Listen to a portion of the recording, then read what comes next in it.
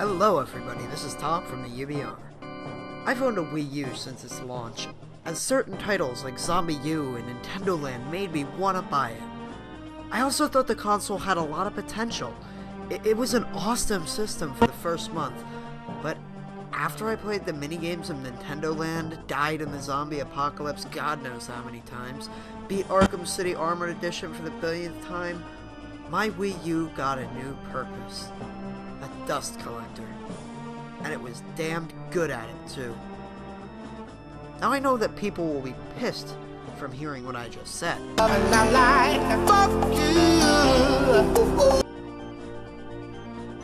But don't lynch me just yet. Just yet. And hear me out. Whenever I started my PS3 up last year, and my PS3 as well as 4 in the current year, I couldn't help but say, the Wii U is an awesome system. If only it had decent AAA games like the PS4 and PS3. Well now, we might just have a potential one. Is it worthwhile? Or is it ultimately forgettable like the majority of Wii U games that came before? This is my review of Mario Kart 8. Mario Kart, for those of you who don't know it, first off, you were born under a fucking rock.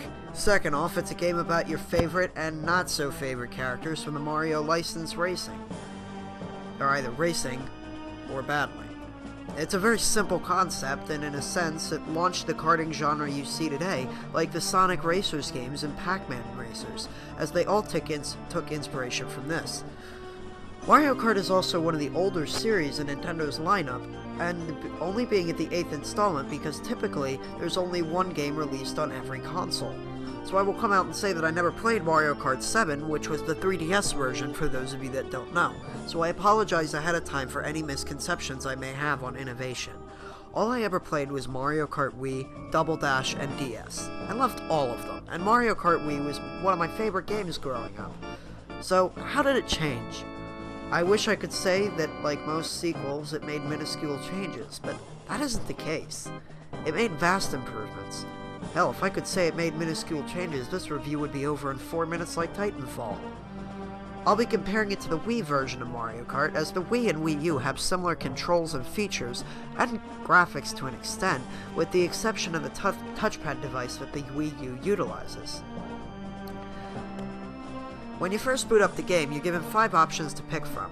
The first 2 are single and multiplayer modes, which have subcategories of their own, being Battle, a Versus Race, and a Grand Prix, with single player having a 4th known as Time Trials, which is pretty self-explanatory. Same with the Wii version.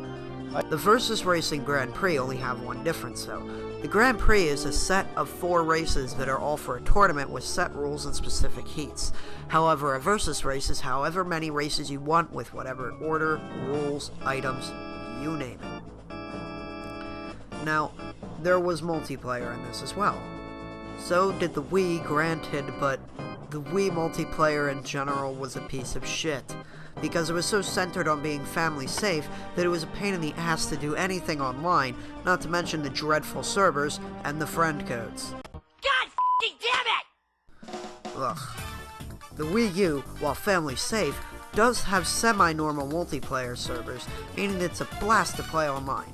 They do have this awkward chat system in the lobby though, where you can only make vague statements and compliment others. Come to think of it, if they did have live-action microphones, the gameplay would be less like this. I love you, you love me. And more like this. You made me swear. You're crap, Floyd. Crap! You're not a man at all. Bob's right about you. Oh, who's Bob? It throws you into the chaotic races relatively fast, and you get onto your way to chaotic multiplayer fun. However, if you are in the middle of a match, you can still spectate and even choose who you want to spectate. On the Wii U gamepad, the controls are actually really simple. The A button accelerates, the B button brakes and reverses, and the ZL button, which is your bottom left trigger, is how you use items on the tracks. Alright, for those of you new to the game, the items you pick up are in floaty blue question mark boxes. Depending on your place in the race, you risk grabbing different items. For example, the Bullet Bill is an item that rockets you forward on autopilot for a short time, but somebody in first is exponentially more likely to get a green shell or a banana. A green shell is just a manually thrown projectile, and a banana is pretty self-explanatory. Hopefully. All of these gadgets I will not be explaining, but the new ones are worth a description. There's a piranha plant, where you have one of those bad boys in front of your car, and they eat up any poor sod that tries to get past you. Then you have the boomerang. I know that there's probably a more creative name, but you know, details. You get 2 to 3 throws from where it goes out and back to you, and hits anything in its path, causing it to spin out. Then there's the boombox, which can be used finally as a defense against that goddamn cheap-ass blue shell. Thank you. Jesus Christ. That's just about all there is to the new gadgets, though. Although there is a relatively new gadget that I know was in the 3DS version, with the ability to cast fireballs. It's chaotic, though if you want a hardcore racing experience, you can turn off the items in a versus race. The 5th mode from the multiplayer menu, which is honest-to-God innovation, is called Mario Kart TV. It works by recording all of your races, so you can edit them, pick highlights from the match, and put them into a slow-moable video that makes for even more memories and good times with friends. It may seem minor, but it adds a lot of extra content. Even adding into the social network element Nintendo has so tried to make work, and finally gives it applicability that makes you want to share these replays, and finally puts in an honest, likable social element that doesn't seem forced or copied from Xbox Live or PSN. Now, details on the races.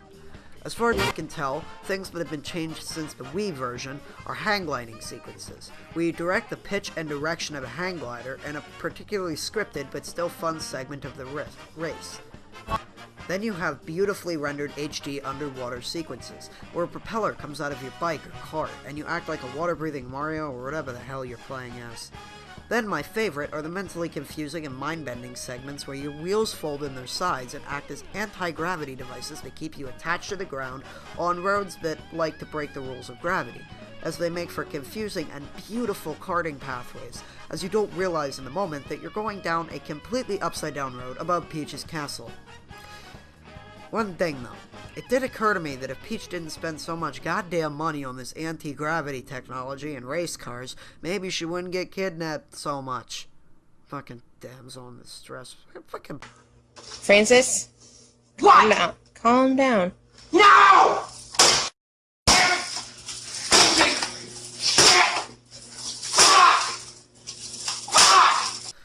There's a car customization feature unlike Mario Kart Wii. In the Wii version, you had set cars to pick from, and you unlocked more karts and bikes as you progressed through the multiple Grand Prixes. Here it is kind of the same.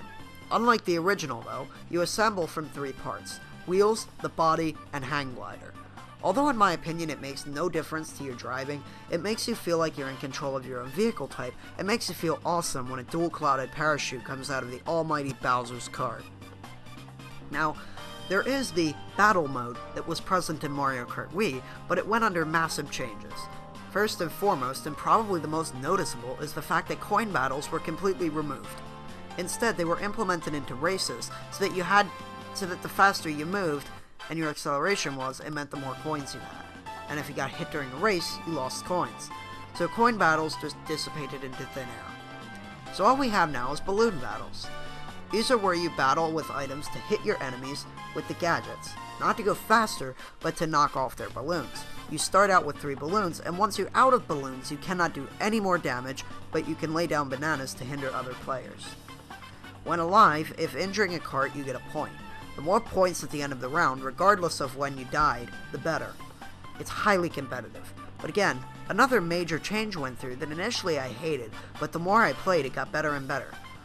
There were no more arenas that ruled the battles before, but now we have the battles in selective arenas from the races. There are no boxed-in areas, but they are the actual courses that you're racing on in the Grand Prix mode. It took some getting used to from the old way of battle, but I liked it much more in comparison, going on speed ramps and all kinds of amazing things just to catch that one guy that you have a vendetta against for using that goddamn red shell. Now, I have to make a nitpick. First off, I have siblings. I played this with them and they loved it just like myself. But what's the problem? Simple. I have to have split screen on the gamepad. The TV is understandable, but if I choose to use the gamepad to see my character on the screen rather than on the TV, why the hell would I care what Luigi is doing in the bottom corner? It was annoying, as the frame rate already splits in split screen, so that's not good, but the screen itself is only about 6 inches wide on the Wii U gamepad, leaving you with about 3 inches across and 2 inches up to see your character, as opposed to the whole screen as would be preferred. I mean, just saying, but that is a nitpick. Enough nitpicks, now I need to compliment someone. They fixed the driving. In Mario Kart Wii, you have the option between manual and automatic handling. Automatic handling felt like a cop-out, as it made the extreme turns for you, and you didn't have to drift. All you had to do was just, throw the Wiimote to the left of the room and make a left turn. If you throw it out the window, you might be lucky and make a U-turn. In manual handling, you actually had to drift, but if you did for long enough, you got a boost to make up for the time you lost. They finally got rid of that fucking automatic handling, so as to make challenge and more than just tilting a Wii remote or throwing a Wii remote or throwing your Wii remote down the stairs to get the exact same experience. Now, you need to hold the analog stick, the Z-pad, not the Z-pad, the Z button, and the face buttons on the Pro Controller. It's easy, but it adds just that much more to the already clusterfuckish races.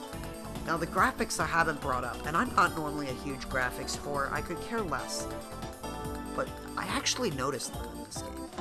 This was the first Nintendo console to have HD graphics, and none of the games really showed it off that well. They were on par with PS3 and Xbox 360 games. Mario Kart 8, it looks next-gen. Nintendo knew what they were doing when they were messing around with their own graphics engines, and the game looks beautiful. The background has so much going on, the neon colors look great, it looks highly rendered, there's no pop-in issues.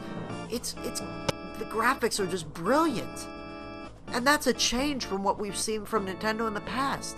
When the Wii U first came out, they kind of just threw us an HDMI cable and backed away, shuddering as if it was going to hurt them or if they were afraid of it. But now they're starting to realize something. Their previous marketing strategy didn't work because they shook the casual gamers and the hardcore gamers with the Wii U. Now they're realizing that if they implement good graphics and accessible games, they can not only get the casual gamers, but some of the hardcore people as well. And hopefully when Super Smash Bros. Comes out, that can bring back the rest of the hardcore people and make Nintendo get memorable again. You see, Mario Kart is a game for all audiences.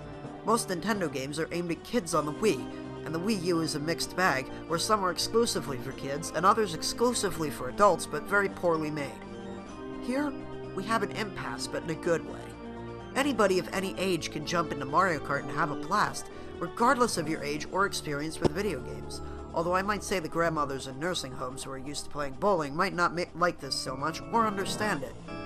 You'll have the college kids playing it in their dorms, and parents having to drag the little kids from their console to...